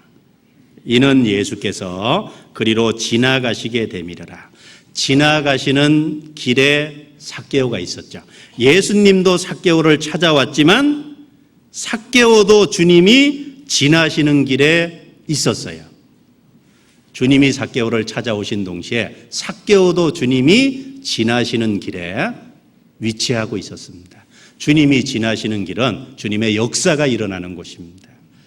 우리가 주님이 역사하시는 곳에 있다라고 하는 것이 중요하다라고 생각합니다. 주님의 역사가 일어나는 곳이 어디입니까? 교회입니다. 주님의 역사가 일어나는 곳이 어디입니까? 하나님의 말씀이 전해지는 곳입니다. 그래서 하나님의 몸된 교회 안에 함께 있을 때 그 주님이 역사하시는 역사 속에 나도 쓰임받을 수 있고, 그리고 주님이 함께 하시는 그곳에 있을 때 더욱 인도하심을 받을 수 있다라는 걸 생각해 볼 수 있을 겁니다. 요한복음 5장에 보면 베다스다 연못에 가끔 이제 물이 동할 때 각종 그 병자가 먼저 들어가는 사람이 이제 나음을 얻었습니다. 물이 동할 적에, 주님의 역사가 일어날 적에 뛰어드는 사람이 나음을 얻은 겁니다. 우리 시대 주님이 역사하는 것이 하나님의 몸된 교회입니다. 그 몸된 교회 안에 말씀이 증거되는 곳에 우리가 함께 할 때 그 주님의 역사를 우리가 경험할 수 있고, 그 주님의 역사 속에 우리도 더욱 쓰임받을 수 있다라는 사실도 생각할 수 있다라는 겁니다. 그래서 주님이 삭개오를 찾아오셨지만 삭개오도 주님이 지나시는 길에 있었다라는 것이 우리에게 그런 교훈을 주고 있습니다. 그리고 5절입니다. 5절 같이 읽겠습니다. 예수께서 그곳에 이르사 우러러 보시고 이르시되 삭개오야 속히 내려오라. 내가 오늘 내 집에 유하여야 하겠다 하시니. 뽕나무에 올라가 있는 그 삭개오, 누가 삭개오 이름을 가르쳐 준 적이 없을 건데 예수님이 삭개오야 내려오라. 그 이름이 삭개오인지 정확하게 아셨습니다. 그리고 내려오라. 이 모습을 통해서 예수님이 바로 전지하신 분이다, 예수님이 바로 하나님이다라는 사실을 우리가 더욱 생각해 볼 수 있을 겁니다. 모든 것을 예수님은 아십니다. 요한복음 1장에 보면 빌립이 나다나엘을 예수님께 데려왔죠. 빌립이 예수님을 만나고 자기 친구 나다나엘을 예수님께 데려왔을 때 예수님이 그 나다나엘을 향해서 보라, 그 속에 간사한 것이 없다. 그는 참 이스라엘 사람이다. 나다나엘이 주여 어떻게 나를 아시나이까? 네가 나에게 나오기 전에 뽕나무 아래 있었던 것을 내가 보았느니라. 예수님은 전지하신 분입니다. 나오기 전에 뽕나무 아래서 나다나엘이 뭐 했겠습니까? 기도했겠죠. 그 기도를 받으신 분이 바로 예수님이셨습니다. 그리고 그 나다나엘의 마음이 어떤지를 정확하게 아셨습니다. 삭개오도 정확하게 아시고 삭개오의 심령이 가난한 것도 아시고 삭개오가 예수님을 찾고 진리를 찾는 사람인지도 예수님은 정확하게 아십니다. 예수님은 바로 전지하신 분이죠. 그리고 여기 내가 오늘 내 집에 유하여야 하겠다 하시니, 이 말씀을 통해서 예수님이 누굽니까? 영광스러운 하나님이십니다. 그런데 그 영광스러운 하나님이 자기를 낮춰서 삭개오가 누구죠? 사람들에게 손가락질 받고 지탄받는 사람입니다. 그 죄인의 집에 들어가시겠다고 하신 겁니다. 자기를 낮추신 겸손하신 예수님의 모습을 우리는 여기서 볼 수 있을 겁니다. 하늘 영광을 버리고 이 땅에 오신 것 자체가 겸손입니다. 그럴 뿐 아니라 예수님은 사람들의 손가락질을 받는, 바로 그 다음에 들어가시니까 저가 죄인의 집에 들어갔다고 무사람들이 수군거렸습니다. 그럼에도 불구하고 죄인의 집에 자청해서 들어가셨습니다. 자기를 낮추시고 그리고 겸비하신 예수님의 모습을 우리가 여기 생각해 볼 수 있습니다. 그리고 이 사복음서 내용 속에서 예수님이 초대를 받지 않은 집에 먼저 들어가겠다고 말씀하신 경우는 딱 이 경우밖에 없답니다. 그러니까 다른 곳은 다 초대를 받아서 가셨거든요. 그런데 이 삭개오의 집에 들어가는 건 삭개오가 초대한 게 아니죠. 초대하지 않았음에도 불구하고 예수님이 그 집에 들어가시겠다고 자청해서 들어가신 겁니다. 그런 경우가 사복음서에는 딱 이 경우, 한 경우가 유일하답니다. 자, 이런 걸 가지고 이제 교훈을 좀 생각해 봤습니다. 누가복음 14장을 한번 넘겨보겠습니다. 민족적으로 생각을 해보면 누가복음 14장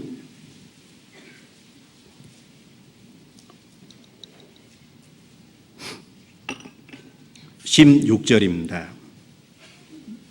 이르시되 어떤 사람이 큰 잔치를 배설하고 많은 사람을 청하였더니 잔치할 시간에 그 청하였던 자들에게 종을 보내어 가로되 오소서 모든 것이 준비되었나이다 하매 다 일치하게 사양하여 하나는 가로되 나는 밭을 샀음에 불갑을 나가보아야 하겠으니 청컨대 나를 용서하도록 하라 하고 또 하나는 가로되 나는 소 5 샀음에 시험하러 가니 청컨대 나를 용서하도록 하라 하고 또 하나는 가로되 나는 장가 들었으니 그러므로 가지 못하겠노라 하는지라.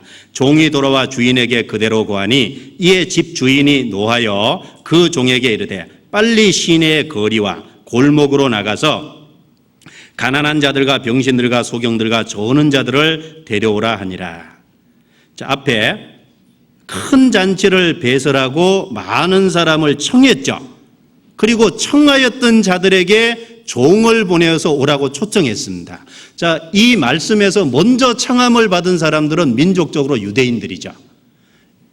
그러니까 하나님께서 이스라엘을 자기 백성으로 삼으셨고, 그리고 그들 역사 속에 메시아를 보내주겠다고 약속했습니다.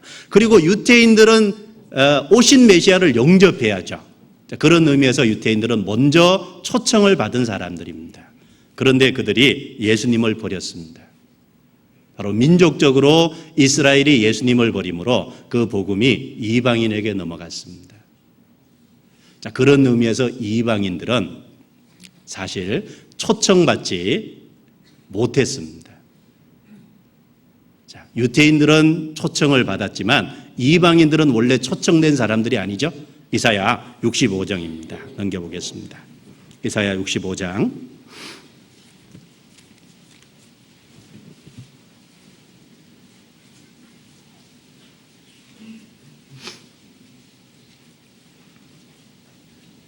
65장 1절입니다.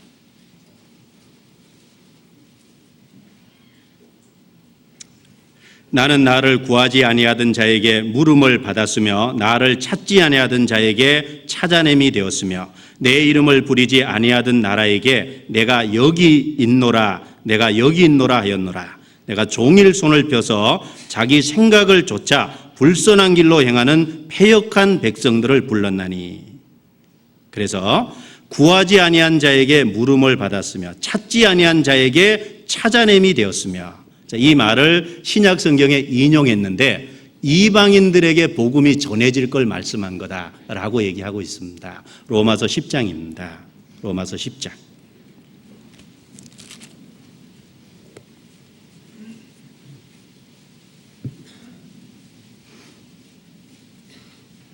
로마서 10장 20절입니다.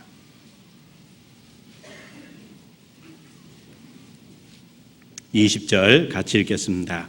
또한 이사야가 매우 담대하여 이르되 내가 구하지 아니하는 자들에게 찾은 바 되고 내게 문의하지 아니하는 자들에게 나타났노라 하였고, 구하지 아니하는 자들에게 찾은 바 되고 문의하지 아니하는 자들에게 나타났노라.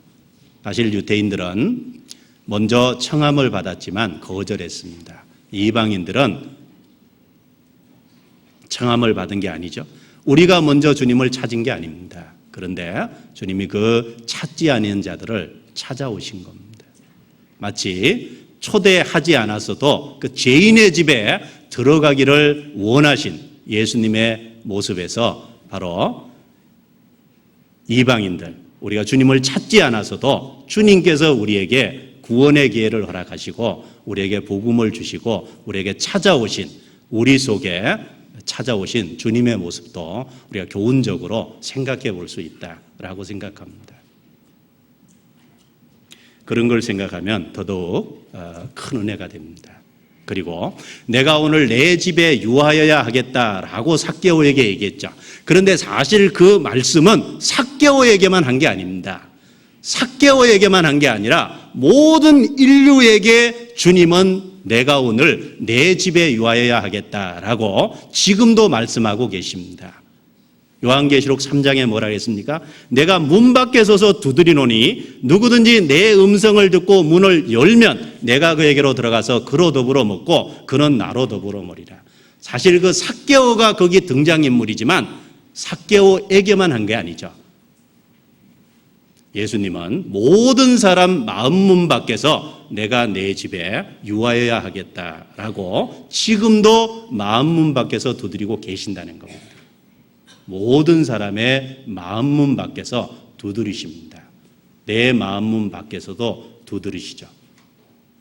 바로 그 문을 열면 그 영광의 왕이 우리에게 들어오시겠다고 말씀하시는 겁니다. 시편 24편입니다. 시편 24편 7절.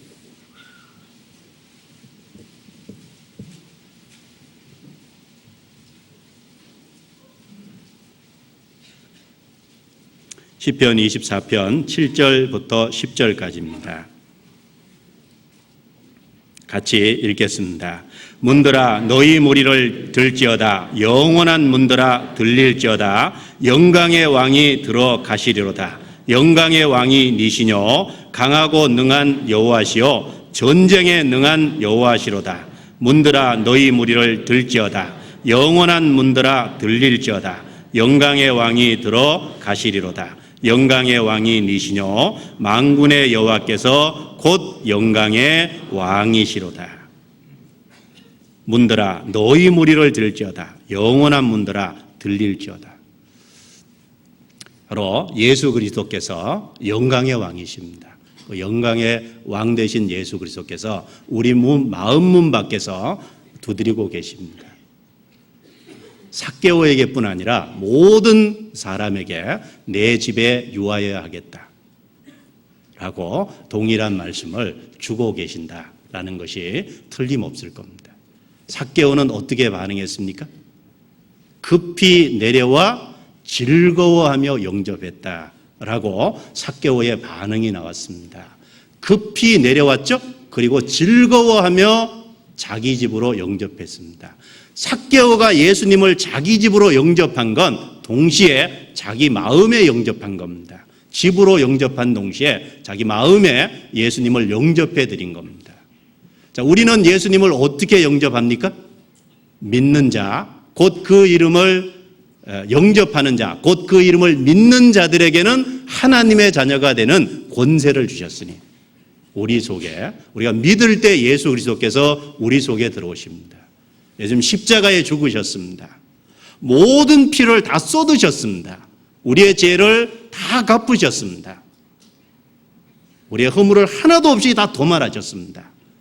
내 죄를 영원히 용서하셨다는 그 주님이 하신 일을 깨닫고 그 사실을 받아들일 적에 그 사실을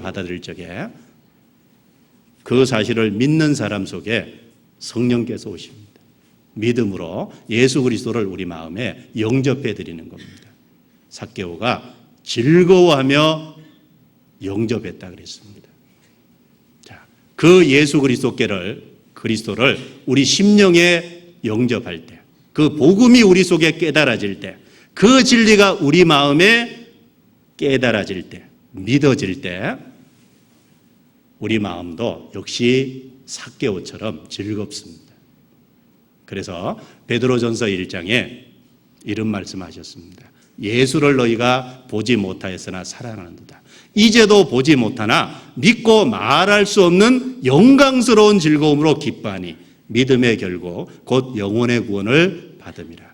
삭개오가 예수님 영접함으로 즐거워했던 것처럼 우리 심령 속에 복음의 사실이 믿어지고 그리고 그리스도가 우리 속에 오실 때 우리 역시 기쁩니다. 어떤 즐거움이라고 했냐면 영광스러운 즐거움이라고 했습니다. 이 땅에 보통의 즐거움이 아니라 영광스러운 즐거움입니다. 누가복음 10장에 귀신들이 너희에게 항복하는 것으로 기뻐하지 말고 너희 이름이 하늘에 기록된 것으로 기뻐하라 라고 했습니다. 예수 그리스도를 영접함으로 우리 이름이 하늘에 기록되어 있습니다. 기쁠 수밖에 없을 겁니다. 항상 기뻐하라. 쉬지 말고 기도하라. 범사에 감사하라. 이는 그리스도 예수 안에서 너희를 향하신 하나님의 뜻이니라. 자, 항상 기뻐하라고 얘기하신 이유는 항상 기뻐할 수 있는 걸 주셨기 때문에 그렇죠. 자, 영광의 왕 되신 그리스도께서 우리에게 오셨습니다. 기쁠 수밖에 없을 겁니다. 이스라엘 백성들은 시편 126편에 보면 바벨론에서 포로돼서 있다가 이스라엘 땅에 돌아왔을 때 꿈꾸는 자 같았다. 그 기쁨이 말할 수 없이 컸다고 되어 있습니다. 한 나라에 포로되어 있다 해방된 것이 기쁨이었다면 죄와 심판과 멸망의 건세 아래 있다가 건진받은 것이 어떻게 큰 기쁨이 되지 않겠습니까? 더군다나 그리스도께서 우리 속에 와 계십니다. 급히 내려와 즐거움으로 영접했다라고 하는 그 표현이 우리가 구원받을 때 그리스도를 믿었을 때 그 속죄함의 사실을 발견했을 때 우리 속에 이루어진 그 기쁨과 동일하다라는 것도 생각합니다. 그리고 그 기쁨은 끝난 게 아니라 우리 삶 속에 계속 반복된 기쁨이다라는 것도 생각해 볼 수 있을 겁니다. 그러니까 바울 사도가 빌립보 감옥에서도 빌립보 성도들을 향해서 기뻐하라. 항상 기뻐하라. 라고 그 감옥 속에서조차 담대하게 이야기할 수 있었던 겁니다. 그런데 구원받지 않는 사람의 기쁨은 진정한 기쁨이 될 수가 없을 겁니다. 전도서 7장 넘겨보겠습니다. 전도서 7장 6절. 전도서 7장 6절 같이 읽겠습니다. 우매자의 웃음소리는 손 밑에서 가시나무에 타는 소리 같으니 이것도 헛되도다. 우매자의 웃음소리는 가시나무 손 밑에서 가시나무 타는 소리 같다.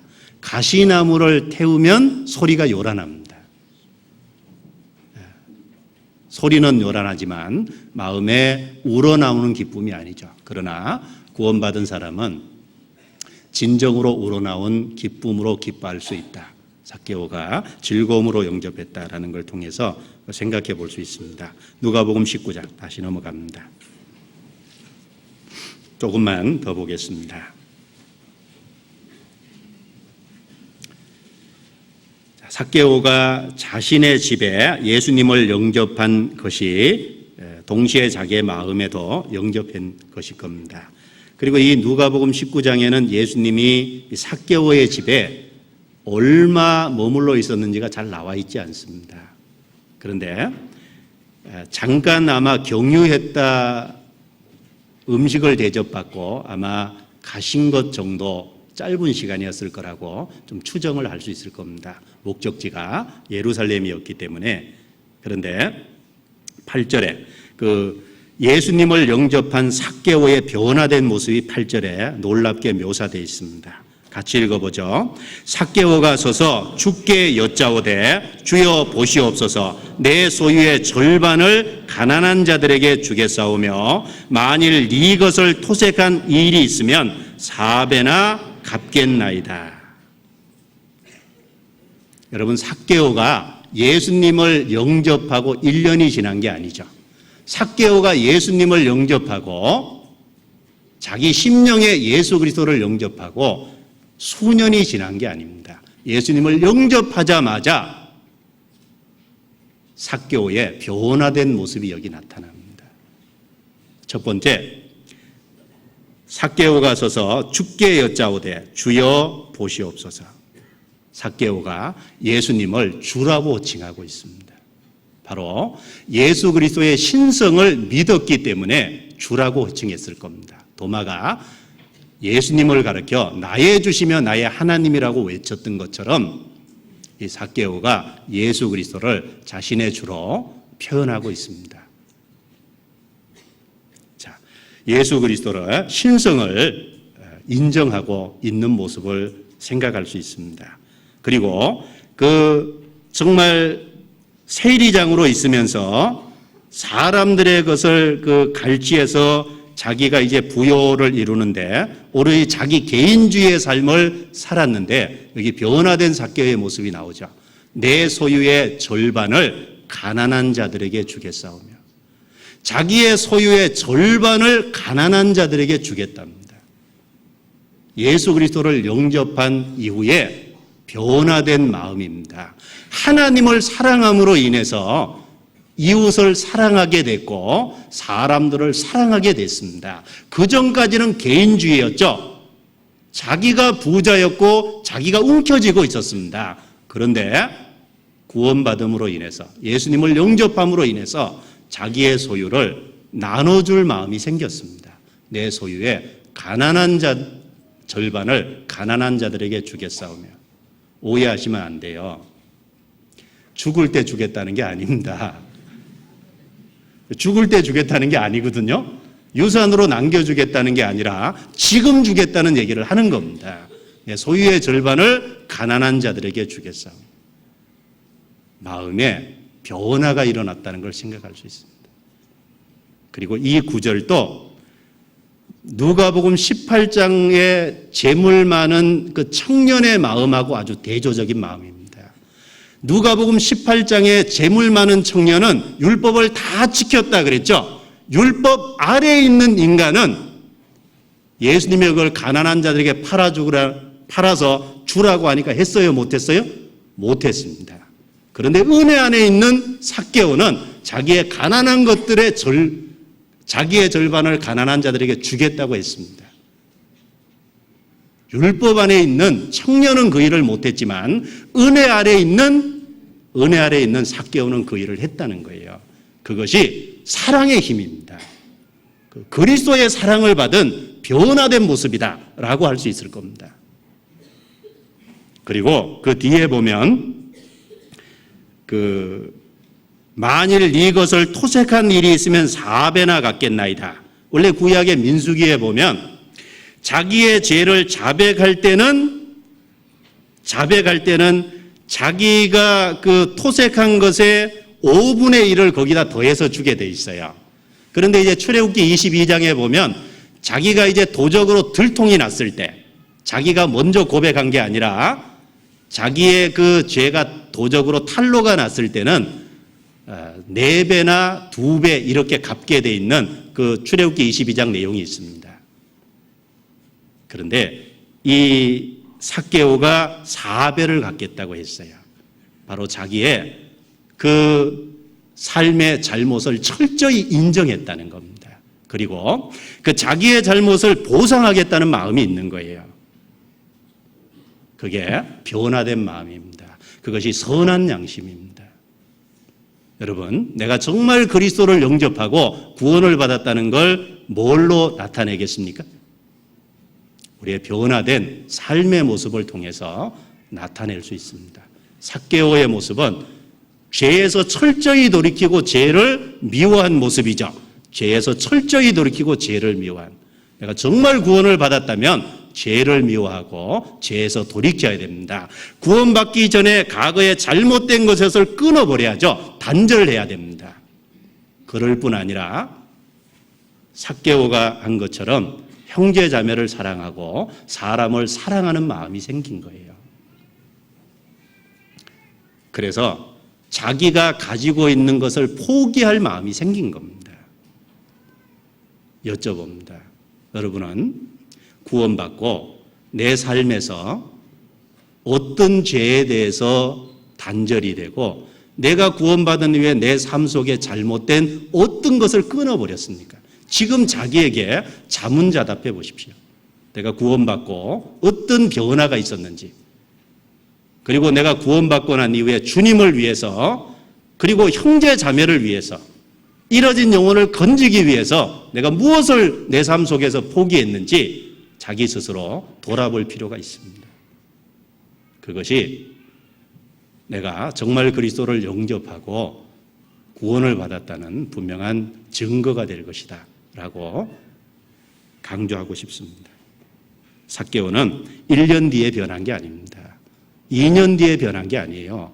몇 개월 뒤에 변한 게 아니라 그리스도를 영접하자마자 바로 즉시로 그 삶의 변화가 있었다는 겁니다. 여러분, 구원받자마자 모든 것이 처음부터 변하진 않지만 변화의 시작이 된다는 겁니다. 구원받으면 변화의 시작이 되고 시간이 점점 지나가면 그 변화가 확장되고 넓어져 가야죠. 그 변화가 확장되고 넓어져 가는 그런 모습이 있어야 될 겁니다. 그리고 이 변화된 삭개오의 모습을 보시고 주님께서 9절에 구원을 확증해 주십니다. 9절 같이 읽겠습니다. 예수께서 이르시되 오늘 구원이 이 집에 이르렀으니 이 사람도 아브라함의 자손이미로다. 여기 오늘 그랬죠? 자, 이 오늘이라는 표현을 통해서 삭개오가 그리스도를 영접하자마자 삭개오에게 구원이 당장 임했다는 걸 알 수 있습니다. 구원은 즉각적이죠. 예수님 옆에 달렸던 그 강도가 당신의 나라에 임하실 때 나를 생각하소서라고 하니까 예수님이 오늘 내가 나와 함께 낙원에 있으리라. 구원은 즉각적입니다. 오늘이라는 표현을 통해서 구원이 즉각적임을 알 수 있습니다. 믿을 때 구원이 이루어집니다. 그리고 오늘 구원이 이 집에 이르렀다. 삭개오 개인에게 이르렀다고 한 게 아니라 이 집에 이르렀다 그랬죠? 바로 삭개오가 구원을 받음으로 인해서 삭개오 가정이 구원을 받게 될 것을 염두에 두고 이 말씀을 하셨을 겁니다. 주 예수를 믿으라. 그리하면 너와 내 집이 구원을 얻으리라.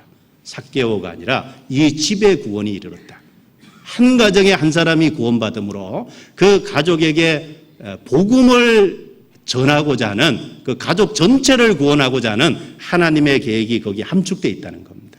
그러니까 당연하지만 내가 구원을 받으면 내 가족을 전도하려고 하는 것이 당연하다라는 걸 이 말씀을 통해서 더욱 생각해 볼 수 있을 겁니다. 이 집에 이르렀으니 이 사람도 아브라함의 자손이므로다.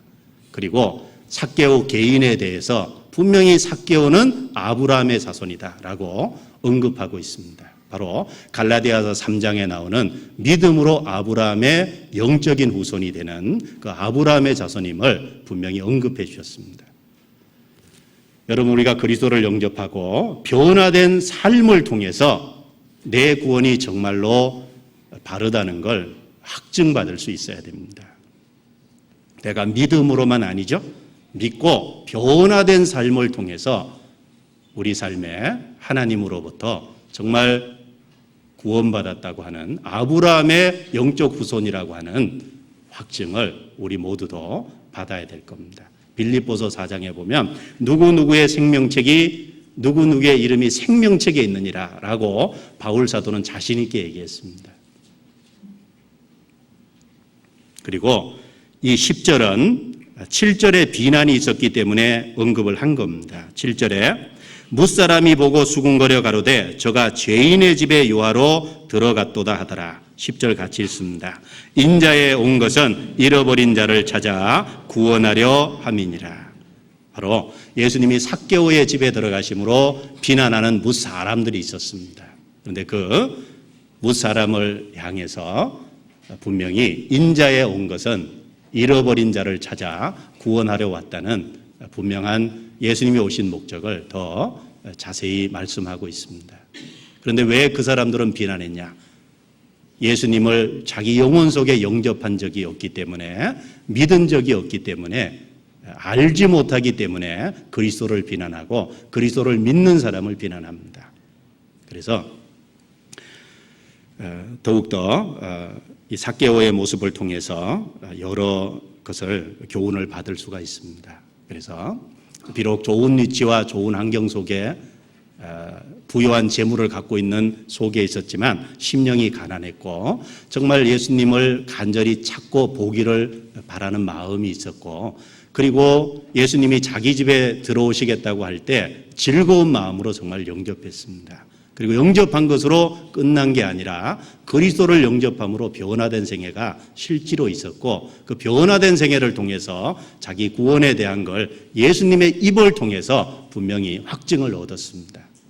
그런 삭개오의 삶은 우리에게 교훈이 되고 우리의 삶도 이 삭개오의 삶에 비춰서 돌아보는 것이 마땅하다라고 생각합니다. 기도하고 마치겠습니다.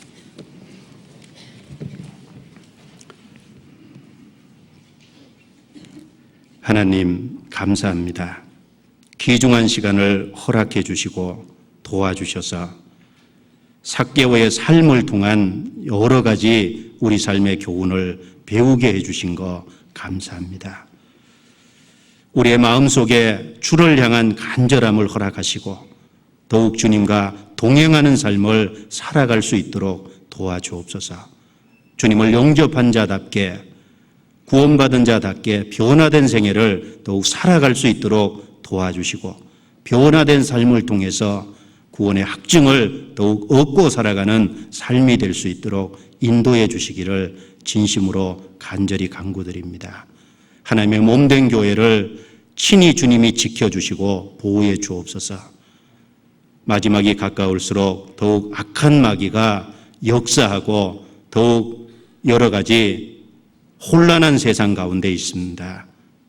그 가운데 주님의 몸된 교회를 주님이 친히 이끌어 주시고 지켜주시고 보호하셔서 이 마지막에 복음이 방해받지 않고 복음이 전해지는 데 장애되지 않도록 이끌어 주시기를 간절히 주님께 간구합니다. 그리고 교회가 나아가는 모든 일들을 주님 손에 맡깁니다. 우리 개인도 그 몸된 교회 안에서 귀한 지체로 쓰임받을 수 있도록 우리 모두를 또한 이끌어 주시고 도와주옵소서. 오늘도 함께해 주신 주의 은혜에 감사하며 우리를 구원해 주신 예수님의 이름으로 기도드리옵니다. 아멘. 조금 늦었지만 찬송가 138장 같이 하시고 마치겠습니다.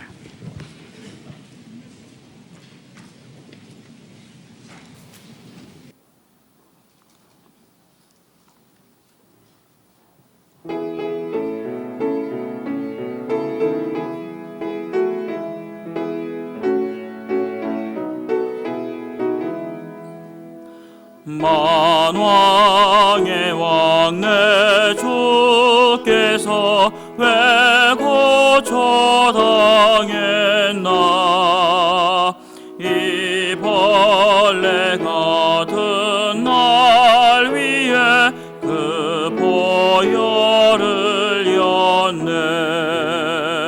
십자가 내가 처음 볼 때에 나의 맘에 큰 고통 사라져. 오늘 믿고서 내 눈 밝았네. 참 내 기쁨 영원하도다.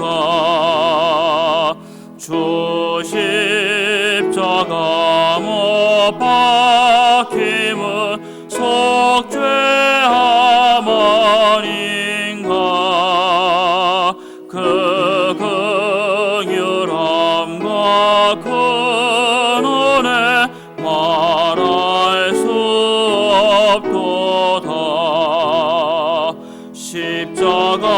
십자가 내가 처음 볼 때에 나의 맘에 큰 고통 사라져. 오늘 믿고서 내 눈 밝았네. 참 내 기쁨 영원하도다. 늘 울어도 그 큰 은혜 다 갚을 수 없네. 나 주님께 몸 바쳐서 주의 일 힘쓰리. 십자가 내가 처음 볼 때에 나의 맘에 큰 고통 사라져. 오늘 믿고서 내 눈 밝았네. 참 내 기쁨 영원하도다. 광고 없습니다. 마치겠습니다. 안녕히 돌아가십시오.